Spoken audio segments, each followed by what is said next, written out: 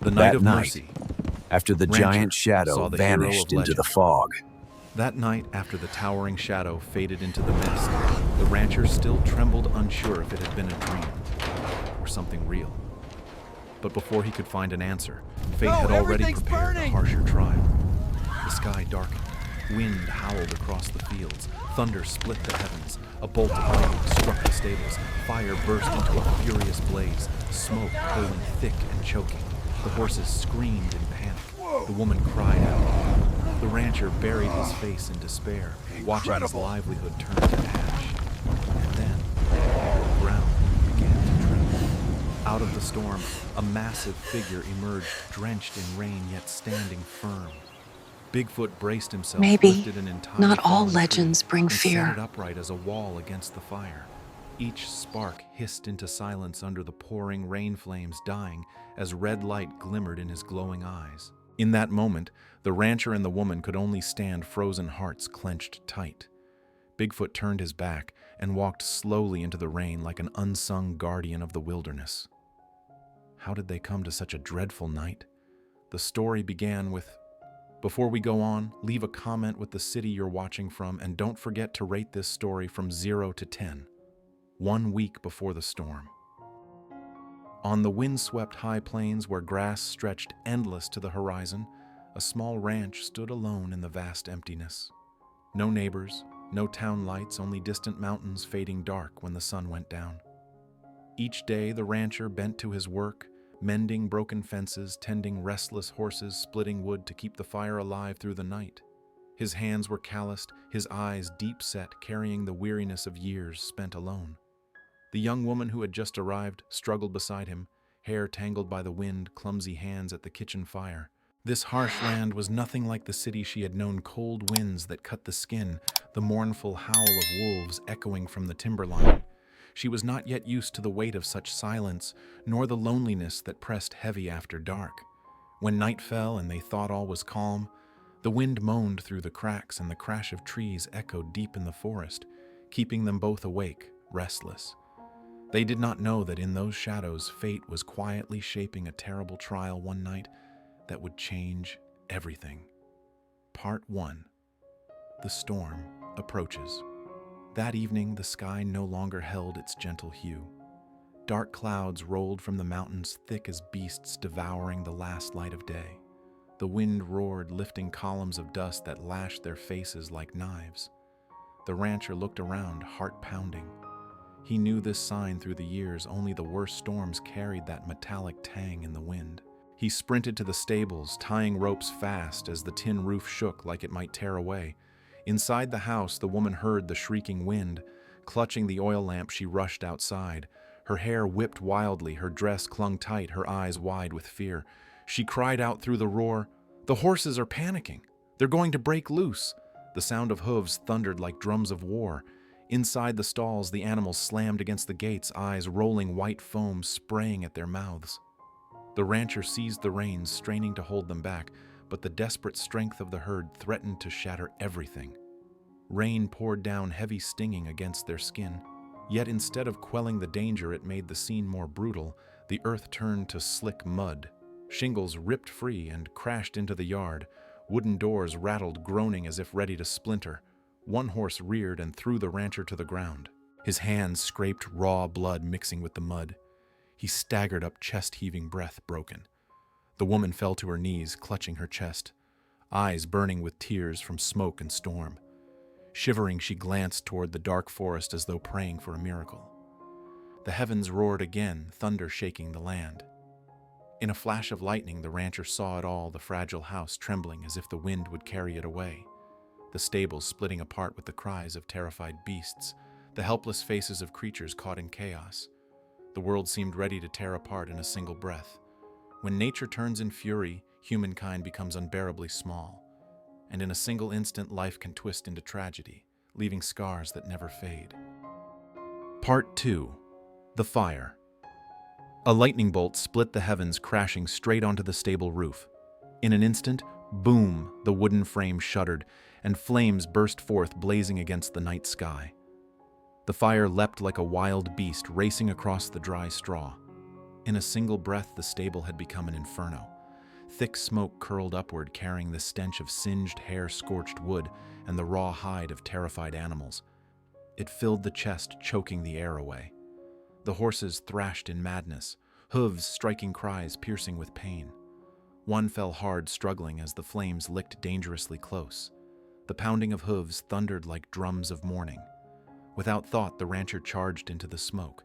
Every step racked him with coughing fits, his eyes' burning vision blurred in the searing heat. He seized the reins, pulling one horse free, but as he turned back, a burning beam crashed down, nearly crushing his shoulder. He fell to his knees, hands torn and bleeding, gasping as though each breath might be his last. The woman screamed in despair, clutching her chest at the stable's edge. The heat drove her back. Through every part of her longed to rush in. Tears streamed as she cried out, "No, you'll die in there!" But the rancher did not stop. Staggering, he pushed through again, forcing open the flaming door. Another horse stumbled free, eyes wide with terror, froth foaming at its mouth, chest heaving wildly. Both man and beast collapsed into the mud, swallowed by smoke and rain. Inside, the others still shrieked. Their cries merged with the cracking timbers, the groan of a roof ready to collapse. The woman sobbed uncontrollably, trembling hands clasped together as if begging for a miracle. Rain hammered down harder, but it brought no relief, only mud thick and treacherous beneath their feet. The fire raged on its red glow, reflecting across the rancher's face, bloodied, smudged with ash, his strength all but spent. He knew it. One more beam falling, and everything would end. In moments of life and death, a person discovers how fragile they truly are. One breath within the smoke could be the very last. Part 3. The Giant in the Rain. The stable trembled violently. The crack of splintering wood, the screams of horses, the lash of rain all blended into a single chaos of sound. The rancher sank down, swiping blindly at smoke. His lungs burned as if aflame, his vision fading. Outside, the woman's cries rose and broke apart, lost in the thunder. And then, at the very edge of hope, the ground began to shake. From the forest, a shadow emerged. Not hoofbeats, not whined through trees, but heavy steps that struck the earth with force, splattering mud in every direction. A flash of lightning ripped the sky. In that sudden blaze of light, the shape became clear. Towering, unyielding shoulders, broad as stone cliffs. Rain soaked its shaggy coat, streaming down in rivulets that caught the red glow of fire. And its eyes, two embers burning, not with malice, but with a cold, fierce determination. The woman collapsed to her knees, hand trembling as she pointed, voice breaking, "Dear Lord, it's here." The rancher reeled, half believing his mind was failing him. But every tremor in the ground, every gust of wind across his face proved it real. The creature was here in the storm itself. Bigfoot advanced toward the burning stable. Fire cast its shadow high against the night, as though a legend had stepped out from the wilderness. For a heartbeat, the horses fell silent, as if even they sensed the weight of its presence. With a single powerful motion, the giant stooped and wrapped its arms around a fallen tree. Muscles surged, veins straining beneath rain-soaked fur. It lifted the trunk as if it were kindling, a deep growl rumbling in its chest. Then crash it drove the tree into the earth, forming a barrier against the fire racing toward the house. Mud splattered, sparks scattered and hissed to silence under the rain. The rancher and the woman froze. They could not believe their eyes. The beast from countless tales was saving them. Bigfoot pressed on, tearing through the collapsing beams. With bare hands, it ripped flaming timbers apart, flinging them clear. Each snap echoed louder than thunder. A trapped horse broke free, bolting out with a cry, hooves spraying mud as it vanished into the storm. The rancher coughed, dragging himself outside, his gaze locked on the colossal figure. He saw it all, the singed tufts of fur, the streams of rain across its rugged face, and those eyes. Eyes that blazed with something strange. Fury, yes, but also compassion. The woman clutched the rancher's arm, her voice trembling through her tears. It doesn't want to hurt us. It's saving us." In the storm's chaos, Bigfoot roared a deep, thunderous bellow that seemed to steady the very tempest.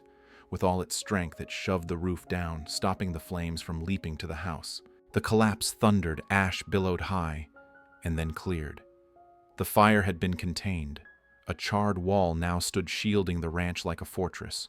The flames, once ready to devour everything, were beaten back by rain and by the giant's hand. For a breath, time seemed to stop. The rancher knelt in the mud. The woman leaned against him, weeping, and the giant stood there, chest-heaving eyes still burning in the darkness. Then, without a word, without a sign, Bigfoot turned. Slowly it walked away, rain streaming down its vast shoulders. Its form faded into the storm, into the night, as though it had never been. Only the rancher and the woman remained huddled in the mud, tears mingling with rain as they watched that silhouette vanish. They could not say if it was a monster or a savior. Some legends are not born to spread fear, but to remind humankind that even in the darkest storm, compassion can still spark a light of hope. Part 4. Doubt and Whispers. News of the storm spread faster than the wind. By morning, with rain still clinging to each blade of grass, the townsfolk had gathered before the ranch. They stood in a circle, staring at the collapsed stable, the charred black timbers, and the massive footprints pressed deep into the mud. An old man rasped, eyes filled with unease.